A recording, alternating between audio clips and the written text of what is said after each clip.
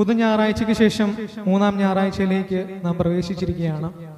ഇന്ന് വായിച്ചു കേട്ട ഏവെങ്കിലും വിശുദ്ധ മർക്കോസ് സുവിശേഷൻ എഴുതിയ 2-ാം അധ്യായം 13 മുതൽ 22 വരെയുള്ള വാക്യങ്ങളാണ്. അതിന്റെ സാരാംശം എന്ന് പറയുന്നത് ഇതാണ്: വിശുദ്ധ മത്തായി ശ്ലീഹായെ കർത്താവ് ചുങ്കം പിരിച്ചവനായിരുന്ന ലേവിയിൽ നിന്ന് മത്തായിയിലേക്ക് വിളിക്കുന്ന ഒരു ഭാഗമാണ്. അതിനുശേഷം അവൻ ലേവിയുടെ വീട്ടിൽ പോകുന്നു, വിരുന്നിരിക്കുന്നു. ആ വിരുന്നിന് ഇരിക്കുമ്പോൾ അനവധി ചുങ്കക്കാരും പാപികളുമായ ആൾക്കാർ അവന്റെ ഒപ്പം ഇരിക്കുന്നു. അത് കണ്ട് പരീശന്മാരത് ചോദ്യം ചെയ്യുന്നു, എന്തുകൊണ്ട് പാപികളുടെ കൂട്ടത്തിൽ ഇരിക്കുന്നു? അതിനവൻ മറുപടി കൊടുക്കുന്നു. അവസാനത്തേക്ക് വരുമ്പോഴത്തേക്ക് 2 ഉപമയും കൂടെ പറഞ്ഞ്, അതായത് പഴയ തുണിയും പുതിയ തുണിയും, പഴയ തുരുത്തിയും പുതിയ തുരുത്തിയുടെയും ഉപമകളും കൂടെ പറഞ്ഞ് അവസാനിപ്പിക്കുന്ന ഒരു വേദഭാഗമാണ് ഇന്ന് നാം വായിച്ചു കേട്ടത്. ആദ്യം തന്നെ ഒരു ചെറു കഥ പറയുകയാണ്. ഒരു ഗ്രാമത്തിൽ നടക്കുന്ന ഒരു സംഭവമാണ്. അവിടെ ഒരു ശില്പി ഉണ്ടായിരുന്നു.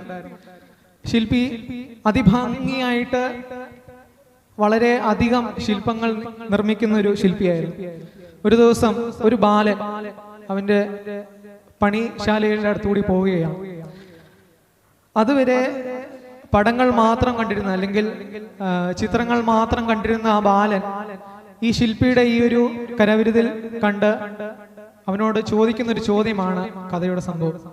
അതിപ്രകാരമാണ്: ഈ ബാലൻ ചെന്ന് ഈ ശില്പിയോട് ചോദിക്കുന്നു, അങ്ങ് എങ്ങനെയാണ് വെറും ഒരു കല്ലിനെ ഒരു ശില്പമാക്കി മാറ്റുന്നത്? നമുക്കറിയാം, ഒരു പേപ്പറിൽ നമ്മളൊരു പടം വരയ്ക്കുകയാണെങ്കിൽ നമുക്കതൊരു 2D ഇമേജ് ആണ്. അത് ജസ്റ്റ് ഒരു ആ പേപ്പറിൽ വരയ്ക്കുന്നതായിട്ട് വരത്തുള്ളൂ. അത് നമുക്ക് തെറ്റിപ്പോയാൽ അത് നമുക്ക് മായിച്ച് പിന്നെയും വീണ്ടും വരയ്ക്കാം. പക്ഷെ അതുപോലെയല്ല ഒരു 3D ഇമേജ്. അതായത് ഒരു ശില്പം എന്ന് പറയുന്നത് നമുക്കറിയാം ഒരു 3D ഇമേജ് ആണ്. ആ ഒരു ശില്പത്തിൽ ഒരു തവണ നമ്മൾ കൊത്തിക്കഴിഞ്ഞാൽ അത് പിന്നെ നമുക്ക് തിരിച്ച് മാറ്റുവാൻ സാധിക്കുന്നതല്ല.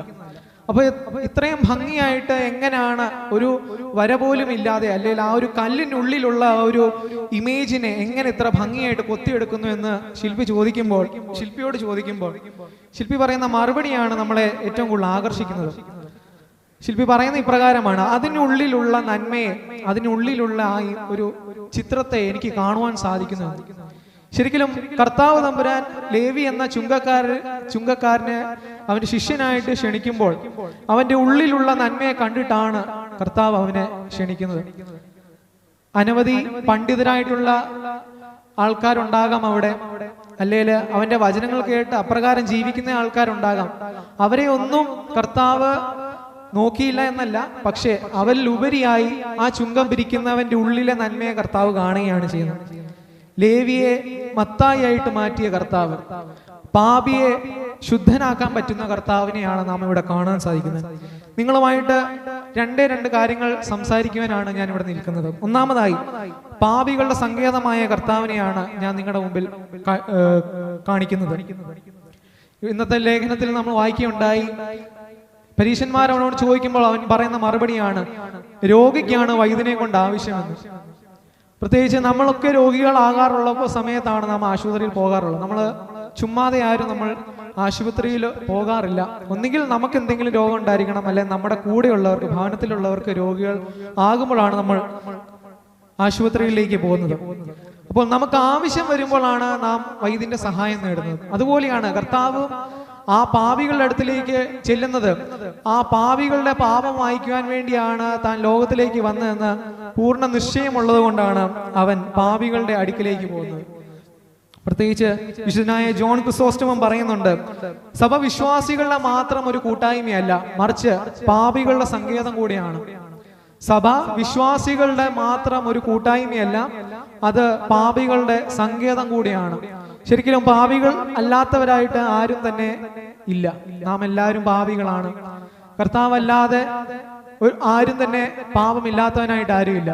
അപ്പൊ നമ്മുടെയൊക്കെ ഒരു കൂട്ടായ്മ, സഭ എന്നത് വിശ്വാസികളുടെ കൂട്ടായ്മ എന്ന് പറയുന്നത് പോലെ അത് പാപികളുടെ സങ്കേതം കൂടിയാണ്. ലേവിയെ വിളിച്ച പോലെ കർത്താവ് നമ്മളെയും വിളിക്കുന്നുണ്ടായിരിക്കാം. നമുക്കറിയാം, നമ്മൾ കർത്താവിന്റെ ഒരു പടം കണ്ടിട്ടുണ്ടായിരിക്കും, അവനിങ്ങനെ വാതിൽക്കൽ മുട്ടുന്നതായിട്ട്. അത് പറയുന്നത് അവൻ വാതിൽക്കൽ മുട്ടുന്നു, അവന്റെ ശബ്ദം കേൾക്കുന്നവനോടൊപ്പം അവൻ അകത്ത് പ്രവേശിക്കുകയും അവനോടൊത്ത് അവൻ അത്താഴം കഴിക്കുകയും ചെയ്യുമെന്നാണ്. ശരിക്കും നമ്മളും ചിന്തിച്ചു നോക്കേണ്ട ഒരു കാര്യമാണ്, കർത്താവ് നമ്മളെ വിളിക്കാറുണ്ടോ? വിളിക്കുന്നുണ്ടാകാം, പക്ഷേ നമ്മളത് ചിലപ്പോൾ കേൾക്കുന്നില്ല, കേൾക്കാത്തതായിട്ട് അഭിനയിക്കുന്നതുമാകാം. ശരിക്കും അവന്റെ കൂടെ അവൻ വിളിക്കുമ്പോൾ അവന്റെ കൂടെ ഉത്തരമരളി അവന്റെ കൂടെ വിരുന്ന് കഴിക്കുന്നവരാണ് ഏറ്റവും ഭാഗ്യവാന്മാർ. ഇവിടെ ലേവിയെ അവൻ മത്തായിയെ അവന്റെ സ്ലീഹായിട്ട് വിളിച്ചതിന് ശേഷം അവന്റെ ഭവനത്തിൽ വിരുന്ന് കഴിക്കുന്നത് നമുക്ക് കാണാൻ സാധിക്കും. അവിടെ വെച്ച് അവനുണ്ടാകുന്ന ഒരു മാനസാന്തരം, ശരിക്കും സക്കായിയുടെ ഭവനത്തിലും അവന് വിരുന്ന് കഴിക്കാൻ ചെന്നപ്പോൾ അവിടെയാണ് സക്കായിക്ക് മാനസാന്തരം ഉണ്ടായത്. അവനെ അത്തിയുടെ ചൂട്ടിൽ നിന്ന് വിളിച്ചപ്പോൾ അവന് മാനസാന്തരം ഉണ്ടായില്ല.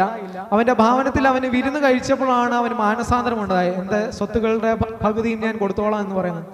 അതുപോലെ ലാസറിന്റെ ഭവനത്തിലും അവൻ കഴിക്കുമ്പോഴാണ് പാപിയായ സ്ത്രീ അവന്റെ അടുക്കൽ വന്ന് അവളുടെ പാപം ഏറ്റു പറയുന്നതായിട്ട് നമുക്ക് കാണാൻ സാധിക്കും. ശരിക്കും അവന്റെ കൂടെ വിരുന്ന് കഴിക്കുമ്പോൾ അവന്റെ രാജ്യത്തിലേക്കുള്ള ഒരു അവകാശമായിട്ട് നമുക്ക് കിട്ടുകയാണ്.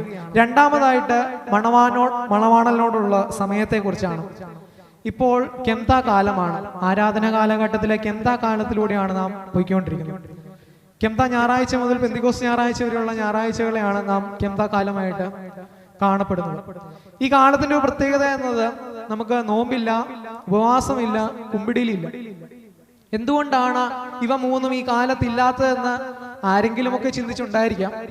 അതിനുള്ള ഉത്തരം കൂടിയാണ് ഈ വേദവായനയിൽ കർത്താവ് നമുക്ക് തരുന്നത്. അതിപ്രകാരമാണ്: മണവാളൻ കൂടെയുള്ളപ്പോൾ തോഴ്മക്കാർക്ക് ഉപവസിക്കേണ്ട ആവശ്യമില്ല. മണവാളൻ കൂടെയുള്ളപ്പോൾ തോഴ്മക്കാർക്ക് ഉപവസിക്കേണ്ട ആവശ്യമില്ല.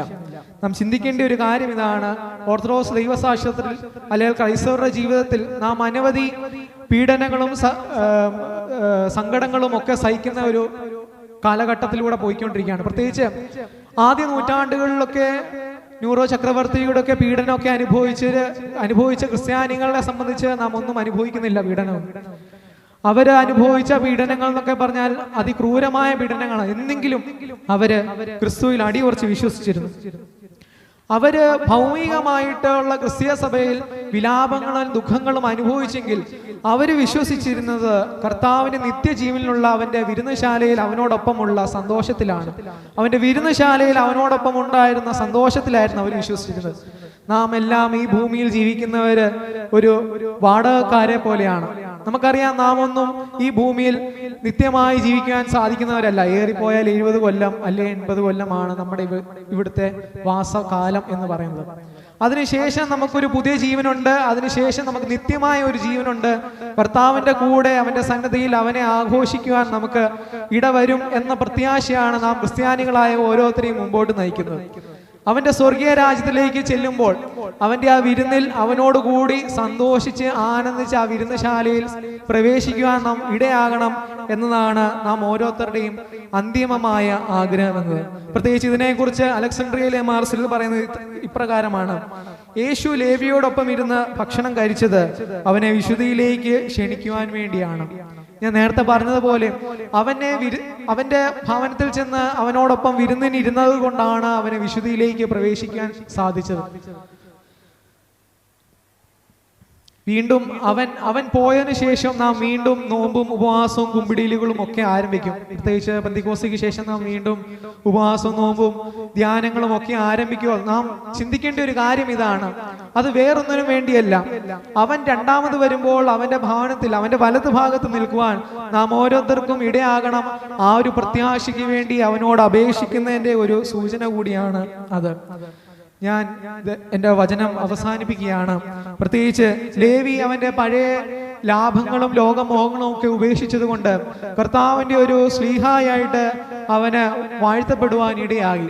പ്രത്യേകിച്ച് ഈ ഇടവക ഇന്ന് വിശുദ്ധനായ ഗീവർഗീസ് സഹദായുടെ ഓർമ്മ പെരുന്നാളിലേക്ക് പ്രവേശിക്കുകയാണ്. ഗീവർഗീസ് സഹദ എന്ന് പറയുമ്പോൾ നാം ഓരോരുത്തരുടെയും മനസ്സിൽ എന്താണ് വരുന്നത്?